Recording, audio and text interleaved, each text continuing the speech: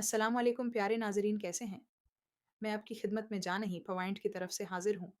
آج کی ویڈیو میں بتاؤں گی کہ بیوی کی شرمگاہ کو چاٹنا جائز ہے یا نہیں۔ ویڈیو کو مکمل دیکھنا ہے۔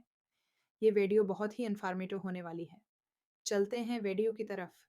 بیوی کی شرمگاہ کو چاٹنے اورل سیکس کے بارے میں اسلامی اور طبی نقطہ نظر سے مختلف آراء پائی جاتی ہیں۔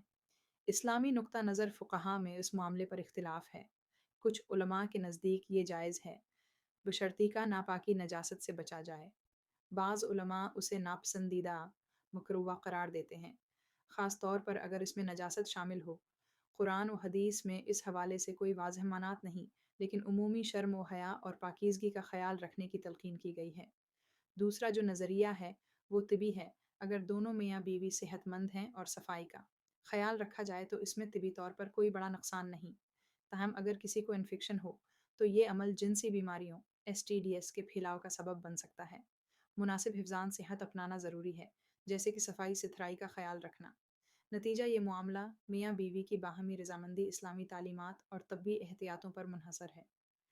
اگر دونوں فریق متفق ہوں اور صفائی کا خاص خیال رکھا جائے تو بعض علماء اسے جائز سمجھتے ہیں، لیکن اگر اس میں کوئی طبی یا دینی قباحت ہو تو اسے ترک کرنا بہتر ہے۔